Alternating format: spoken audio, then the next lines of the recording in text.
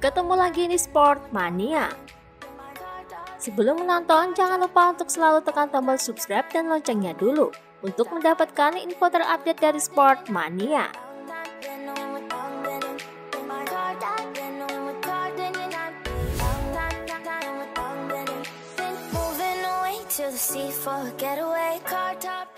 Dikutip dari Motorsport, Remy Gardner merupakan putra dari seorang juara dunia legendaris Wayne Gardner.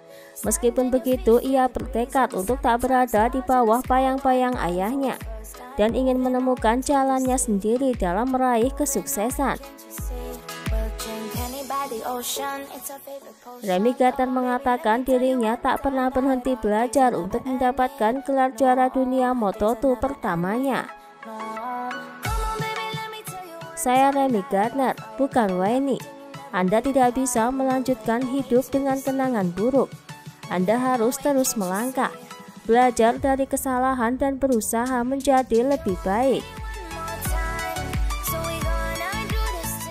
Saya pikir saya telah belajar banyak di tahun ini, dan saya jelas akan membawanya selama sisa hidup saya, dimanapun itu, di MotoGP atau melakukan hal lain. Jadi ini jelas merupakan tahun yang istimewa.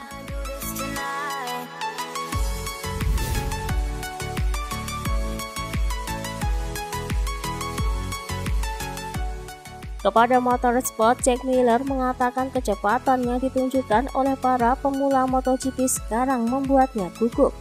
Ketika ditanya secara khusus tentang musim Jorge Martin, Jack Miller melontarkan pujian pada pemuda Spanyol itu, sambil juga mencatat seberapa kuat bakat-bakat muda MotoGP secara umum sekarang.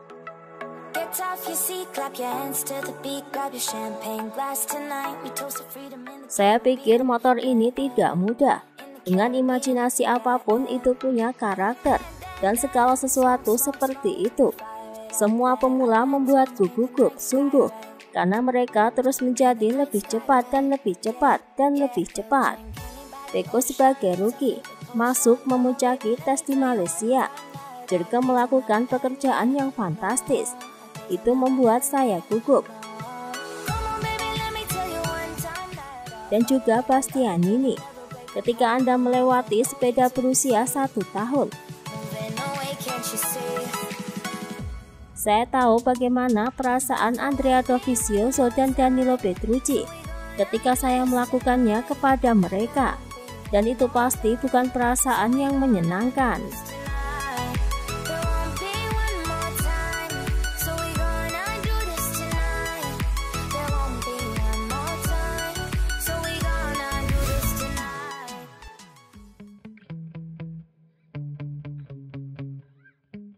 Cedera selalu memainkan peran yang sangat penting dalam karir balap Jorge Lorenzo.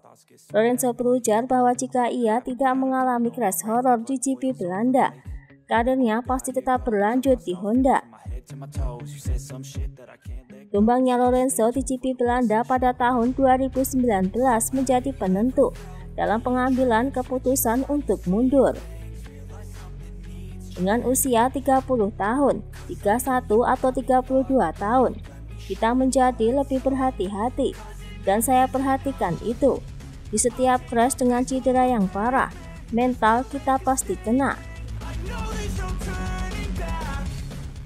Dari pengalaman negatif yang membuat kita lebih berhati-hati ketika kita menghadapi kondisi yang sama, yang membuat kita crash dan terluka.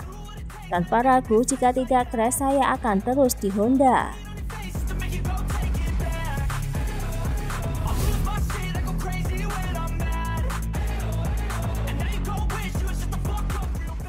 Dikutip dari Motosan, Toprak Razgatlioglu mau saja pindah ke MotoGP dan bergabung di tim Yamaha.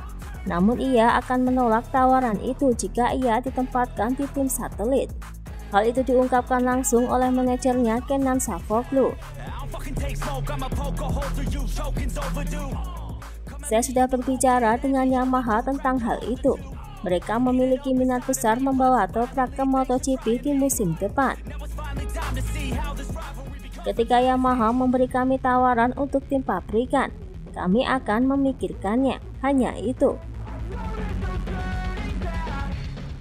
Kami tidak akan mau pindah jika tawaran datang untuk tim satelit. Kami hanya mau jika tawaran ada di tim pabrikan.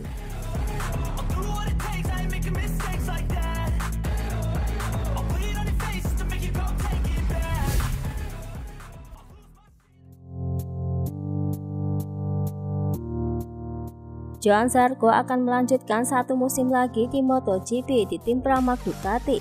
Zarco yang ingin tampil lebih apik, ia harus mewaspadai bahwa rekan timnya Jorge Martin bisa menjadi pesaing nyata untuk memperebutkan gelar MotoGP. Selain itu, aspek fisik juga harus menjadi perhatian Zarco, mengingat musim 2022 akan menggelar 21 balapan. Dan beberapa seri berturut-turut yang pasti akan sangat menuntut fisik. Kita dapat menikmati 21 balapan dan berada di puncak setiap balapan.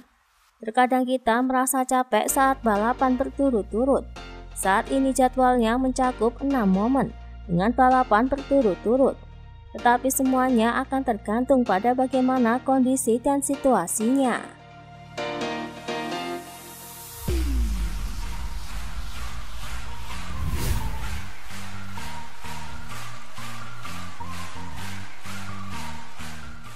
Romano Albesiano yakin Maverick Vinales akan membantu pengembangan motor RSGP.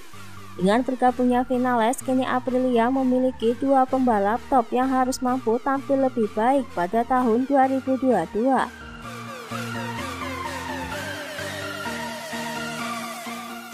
Maverick akan membantu kami, saya yakin itu. Menurut saya dia cocok dengan motor kami. Dia sangat akrab dengan Alex dan itu selalu penting dalam sebuah tim.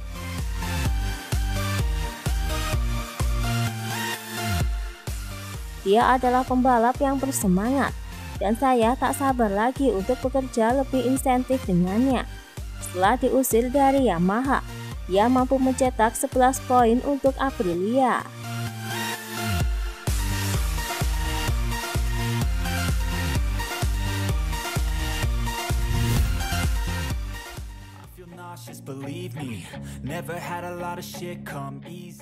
Bryn Jarvis membenarkan kabar bahwa Yamaha sedang merencanakan lebih banyak tes MotoGP untuk Cal Crutchlow di musim ini. Ya, kami akan melakukan lebih banyak lagi. Lebih banyak tes direncanakan untuk 2022. Ada komitmen yang jelas dari perusahaan. Kami masih akan menjalankan tes gabungan di mana banyak tes akan dilakukan di Jepang dan Eropa. Tapi akan ada lebih banyak orang Eropa di tim. Kami akan terus melakukan tes di kedua lokasi. Pasti akan berlanjut dengan Cal. Sudah ada kesepakatan dengan dia. Dia akan terus tes untuk kami.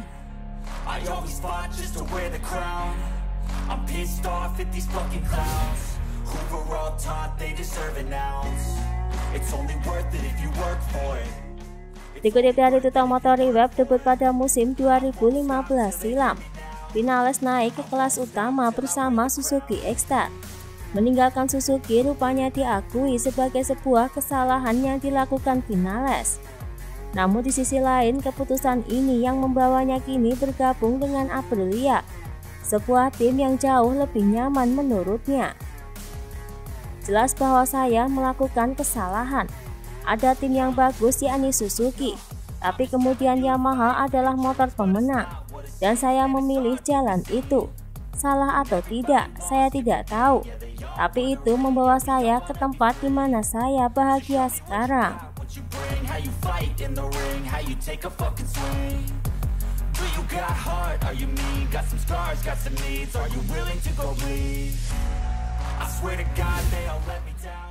Itulah tadi beberapa informasi dunia MotoGP yang bisa kami sajikan. Terima kasih telah menonton video ini. Selalu ikuti informasi MotoGP kami lainnya. Salam Sport Mania.